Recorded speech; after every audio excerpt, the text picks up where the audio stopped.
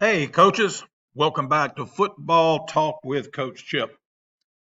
Today we're going to be talking about running the buck from gun, which we've done shows on that before, videos on that before, but we're going to talk primarily about controlling run throughs, those pesky linebackers running through where your guards pull from, and how to help out with the blitzing linebackers. This, of course, comes from a viewer, from a subscriber. We were talking about it, and he said, "Hey, Coach, why don't you do a video on?" And I said, "Oh, okay." And this is some things I've done, some things that I've studied also and haven't completely done, but I've seen them done successfully by coaches who do run it. There's several of them nearby me that I'm friends with, and we've talked. And of course, just research doing it. And if I ever run the buck again from gun, which there's a good chance as long as I hold on and my health holds up, this is definitely something I'll do. And it's something that I borrowed from the pin and pull guys. And we're still running buck. It's still gap scheme. And I'll show you that. But it pulling different linemen. And of course, there's some great wing T guys that are still under center that also will pull different linemen. And I'm going to refer to one of them later on in this video. He's right here in Georgia. And if you're a Georgia coach, you already know who I'm talking about. But don't forget our friends over at Right Equipment in Birmingham, Alabama. Don't be deceived by the fact they're in Birmingham. They'll take care of you anywhere you are in these United States. Okay, Alan Creasy and Leo Wright, the founder and owner of Right Equipment, Coach Leo Wright, will hook you up. They're both former coaches. They have other former coaches on their staff. They know what you need. You've got budgetary restraints because you're a smaller program. They've got a plan for you. They've got equipment. They refurb old equipment. They've done weight rooms with refurbished equipment, and you couldn't even tell it was refurbished. And they'll work with you over at Right Equipment. That's right-equipment.com. Don't buy any weight room equipment without checking with them first. All right, let's get started, y'all. All right, this is, of course, basic buck sweep right here. The way I've run it, the way a lot of the gun wing T guys run it. You see with the wing and the tight end one way, and then you got the twins look back the other way. And we won't go through the blocking. Y'all know the blocking. We're going to go into that a little bit later. But I just want to give you a little, background, a little foundation of where we're going to be going from here. All right, as I told you, I'm going to refer to a wing T legend, 2 state championships over at Dublin High School, successful career up in Tennessee before he came down and made Middle Georgia his home. Roger Holmes. These are 5 of his suggestions, or whatever you want to call them, how to run a successful buck. First off, he said backs must carry out their fakes. Now, of course, there's only 2 backs really in the gun wing T. Some guys do it differently. They have a fullback, a tailback, what you want to call him, like a pistol look. But the way I run it, there's only 2. And so that means the quarterback must carry out his fake, whether it be a boot fake, waggle fake, whether it be a fake back to the backside, like faking counter off the buck, or faking trap right up the A gap to the play side, trying to control those linebackers and keep them honest. And that definitely is one of the ways you can handle the run throughs. Too many times I see shotgun wing T teams or just spread teams that run buck principles, whether it be pin and pull or whatever, where the quarterback just hands it off and watches the football play. Well, that defeats one of the purposes of being in the gun, y'all, is to make the defense defend your quarterback.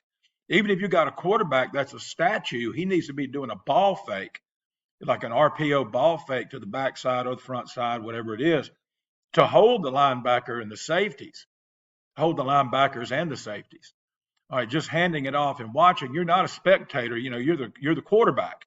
And one of the advantages of being in the gun, the reason I love the gun so much after years of being an under center guy, is the defense has to defend the quarterback. Unless, of course, his butt just sits there and hands it off and watches football. I despise that from my linemen. I despise that from my running backs. Remember what I've told you before. A good fake is better than a good block, because a good block is going to usually take out just one guy.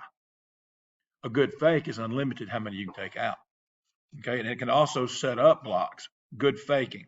All right, so carry out your fakes. All right, if you are a wing T guy, carry out your fakes. If you're a gun wing T guy, carry out your fakes. If their butts don't carry out their fakes every time in practice, belly flop their young tender honeys or push-ups or whatever. They've got to have repercussions, consequences, and ramifications for not doing their job. All right, timing is essential. You got to work on it, work on it, work on it, work on it. That mesh is important. And you got to do it with your center because the center is essential to the timing of the play. So to be effective, timing is everything in the buck. Every player, okay, has a responsibility. Now, every lineman, the wingback, the tight end, tackles, guards, center have a responsibility to block. Other players, whoever's not running it, have fake responsibilities. If you're doing it like the formation I showed you at the beginning, you got to carry out those routes to hold those guys outside. This is the way you constrain people. Okay, this is the way you hold them accountable and make them play their responsibility first. If defending the wing T is responsibility football, okay, defending the wing T is like the old running the triple option, defending the triple option. It's responsibility football. You got to play your responsibilities. And if you don't carry out fakes or carry out your routes on your RPOs, even if you're an RPO team, their butts need to be running routes to hold those DBs. Okay, so everybody has a responsibility on every play. All right, you need constraints to slow down the defense, like the boot, the waggle, quarterback out the back door, quarterback trap, quarterback counter, whatever it is, you've got to have constraints. I know one team that runs the belly or the down, excuse me, and it looks just like the buck, except only pulling the front side guard. But what it does, it looks like the buck, and it's hitting a hole tighter. And so that's a constraint. Anything you can do to slow down the defense, but remember, fakes are the best constraints too. All right. And what we're going to talk about a good bit just now, blocking variations. You have to be willing to pull other people. And I know that's tough, especially to the audience I cater to. A lot of my subscribers are small school guys and youth league guys who have limited practice time and limited personnel available to them. You got to be willing to do it. And you got to start from day one. When you're doing your pulling drills, instead of the tackles, just working on gap flip or cutoff blocks or fire blocks or down blocks, let your tackles do it too. The only guy I don't pull, and I know a lot of people do, I don't pull the center. Okay, because so many times in my career, now I've had some really good centers, but if you're in gun, you're looking for the best snapper. And once you get that best snapper, if you can just teach his butt the way I do it, just block back, A gap, backside A gap. That's his job. Shut off backside A gap. And I'm going to show you how to do that. Now, I know teams that do it, and I just sit there and look at it and go like, crap. I've had a couple that could do it, a couple of centers. And remember, I've been doing this 37 football seasons, and I've had a couple of centers that could have done it, maybe three. There was one way back in the day. We didn't do it back then, but he could have done it if we'd have done it. I thought about him a few years ago. I said, dang, I wish I had him back.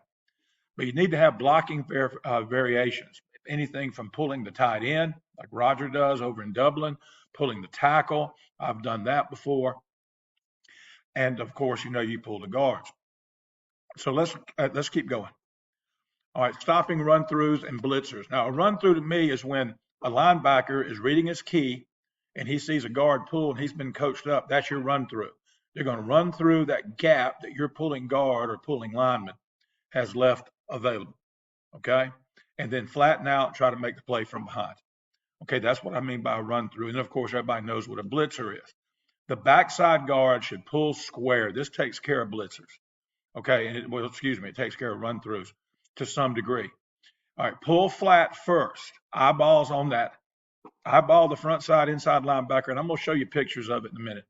That is his man anyway. That's who he's wrapping to when he wraps on the buck. Okay, so that guy's coming. Now, as he's pulling, you got to rep it. He's eyeballing that guy. If he sees that guy scraping to the buck hole, then he flips those hips and gets his butt to where he's supposed to be. But if that guy's coming, it's almost like a power, like the A-gap power. If that guy's coming A-gap, you get up in the A-gap. If that guy's coming B-gap, you get up in the B-gap. Now, if he's scraping, you go on and find the down block, the butts of the down blocks, and you scrape around that, and pick him up that way. Pulling different linemen will screw up the linebacker's keys.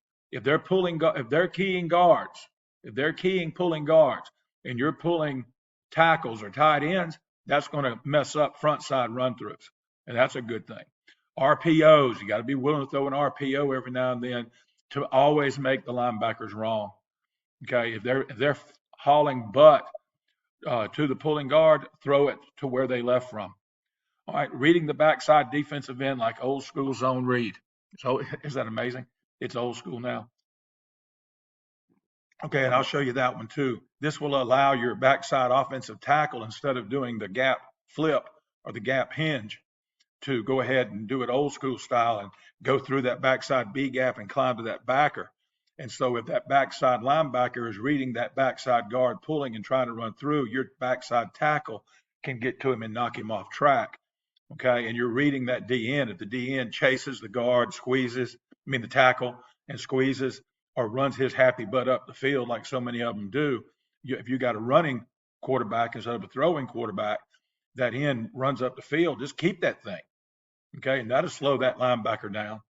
I mean, if you're running the backside read on any play, the DN or the backside linebacker have to be responsible for that quarterback. If you show an ability and a willingness to do it, this can happen. Okay. All right, real quick, talk about blocking responsibilities. And here's how we do it. And this is how you determine who's going to pull. We're going to come back to that. All right, this case, we're doing it with a tight end and a wingback. The wingback has everything in that red zone. If something's in that red zone, he blocks down on it. Okay, now the way I do it, that wingback's always blocking down anyway. But this is his zone. Everything from his inside shoulder to the nose of the tight end is his. He's going to block down on it. All right, the blue box right here is the zone the tight end's responsible for. Anything from his inside shoulder to the nose of the tackle, that's his area. He's blocking down on that. Okay, now these guys are the ones that can pull, so they really need to know this. So, because if somebody's in their zone, they don't pull. So if nobody's in his zone, we can make a call and he'll pull and kick. Yes, look it up. Roger Holmes has video of it. I've seen it done. I've never pulled the tight end, okay? Full disclosure, but I've pulled the tackle. All right, the tackle, he's got everything from his inside shoulder to the nose of the guard. He's blocking anything's in there on the line, that's what he blocks down on, okay? If nothing's in there, which means something's in the gold zone here, he can pull with a call. They got to communicate. You've got to communicate. The guard, anything in the gold zone. That's why I got him gold, y'all. Whoops, excuse me. I got him gold. Anything in that zone is his. Okay, he's going to block down on it. And you make a call. So if something's in that zone, he's blocking down, because what we're saying is the center is the best snapper, not the best blocker right here.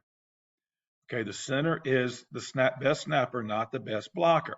So he's always going to block back first thing his side. Now he's got a black zone, but if it's a 3-tech, he'll still block all the way back to that 3-tech. He's got first thing backside all the time. Now, if you've got a good athlete that can really do it, snap it and pull it, by all means, you can do the same rules here, okay, that the other linemen do, and let his butt pull too. That'd be fun.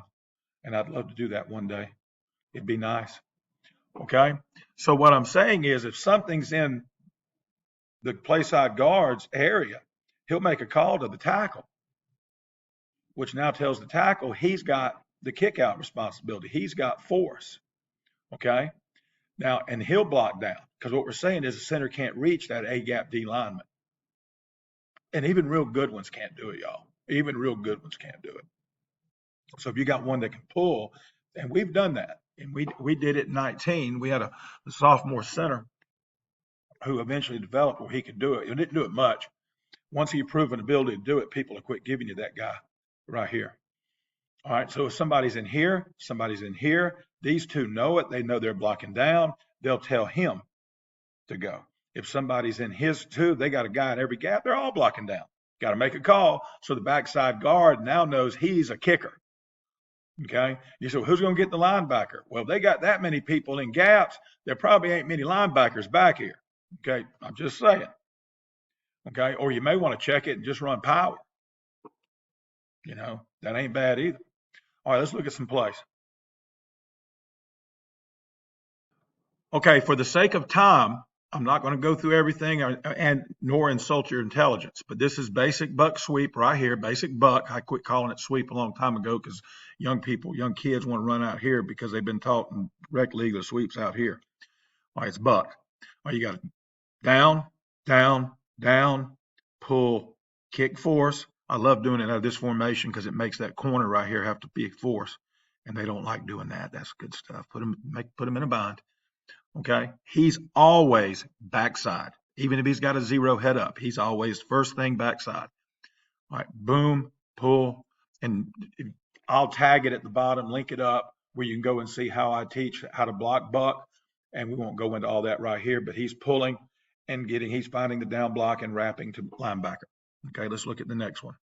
Now this is against an underfront, and if you're really good at bucking, a lot of teams are going to give you an underfront, trying to put that center in a bind, trying to reach that nose, or y'all miss a call and you pull this play side guard right here, and then you got this nose running through right here making the tackle. So this is where you've got to be willing to pull your tackle. Okay, because look at the angle. Remember the chart that I showed you. There is somebody in the guard's responsibility zone. So he's going to tell the tackle. You have a call. Some people say tag, some say other things, something with a T in it, telling the tackle to go, tag, whatever. You got to communicate. So he knows he's blocking down because there's a man in his gap. There's a man in his gap, so he's got to block down in that area I showed you on that color code right there, color-coded chart. All right, now the tackle has nobody in his gap. So he now becomes the kicker of force. Okay, now he's picking on the little skinny corner over here who wants to cover, who spent all his time doing pass scale and 7-on-7 stuff all year, and now he's got to make a tackle to beat him up. Okay, and of course, backside guard doing the same thing. Now, run throughs. All right, Mike has been trained. When he sees the guard pull, he is flying right here for one run through. Guard's got to pull flat and square, eyeballs on the mic. That's his guy anyway. That's who he's going to pick up if he finishes the way it's drawn up right here. That's who he's going to get. He's going to get Mike right here. Okay. So why not just tell him, you're never going to get him if he runs through, if you keep going. That's when he turns around and looks at you and he looks around and goes, I didn't do anything. I did my job. Okay. Teach him his job is this cat right here and eyeball him. Now, as soon as he sees that guy scraping over the top, continue on. You got to drill it. You got to drill it. You got to drill it.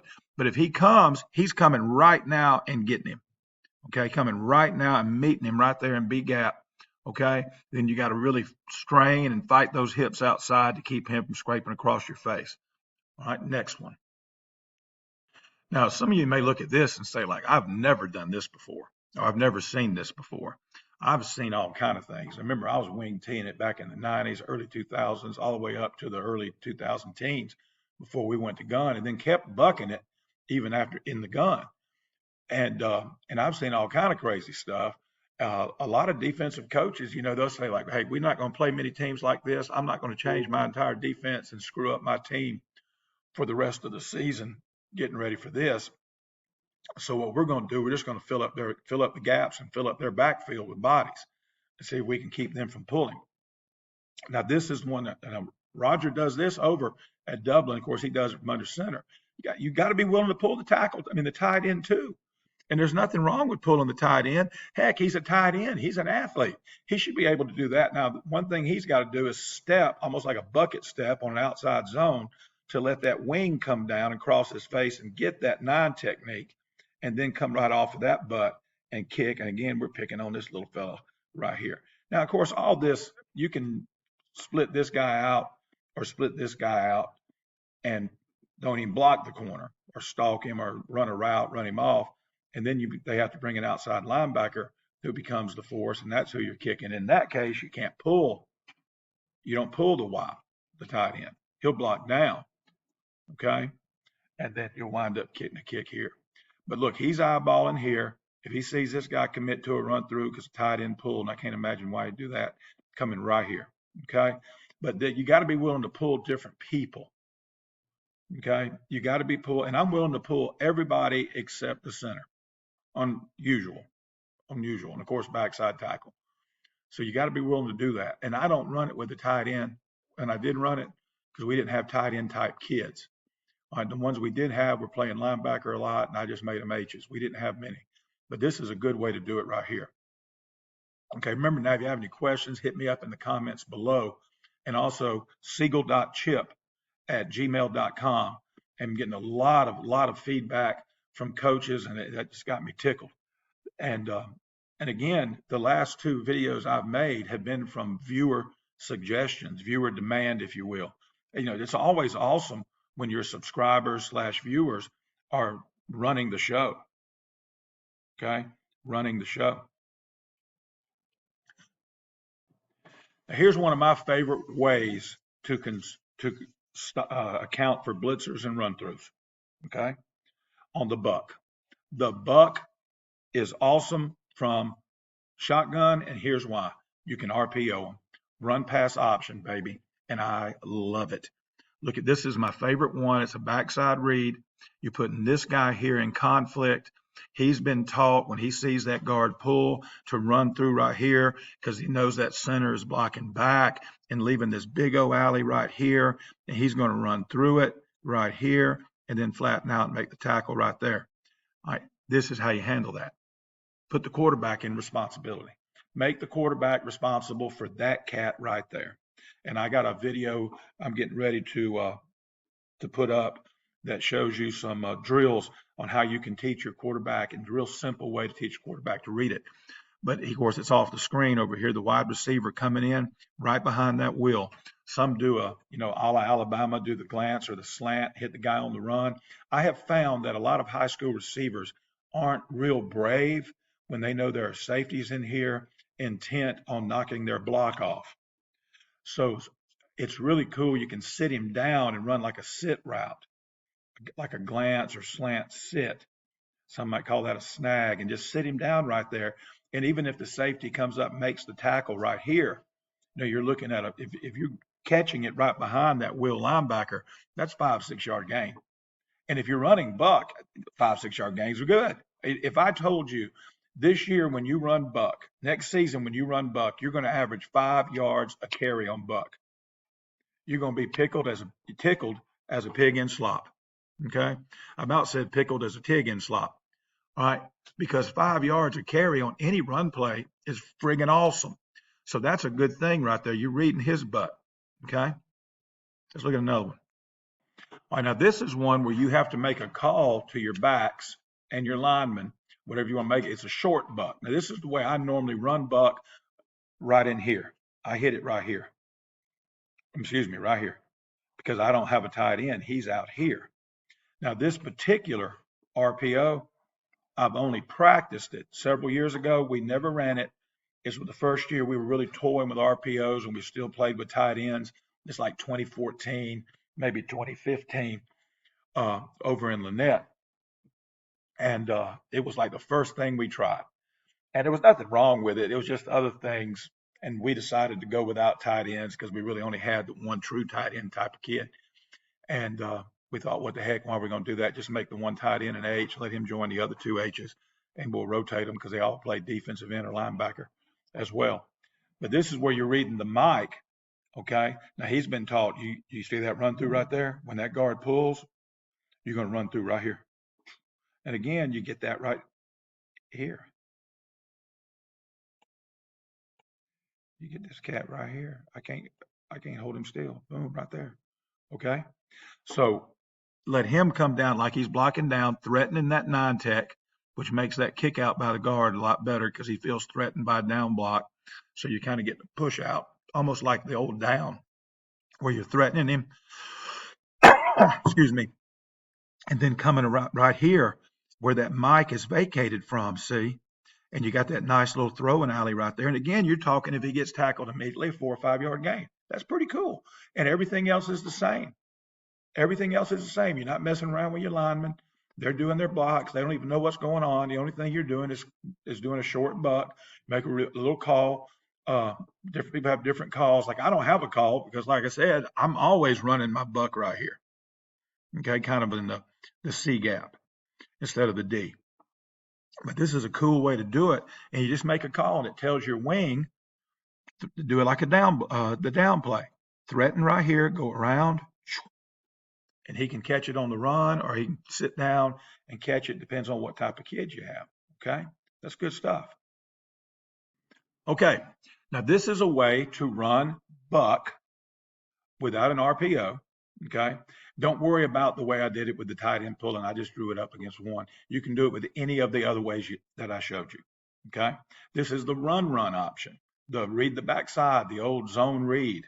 Notice I didn't say read option. I hate that term, read option. To me, read and option mean the same thing. It's like saying dark red crimson. Okay, what the crap? It's like saying fast speedy. They mean the same thing. Read. I hate read option. It's a zone read or it's a buck read.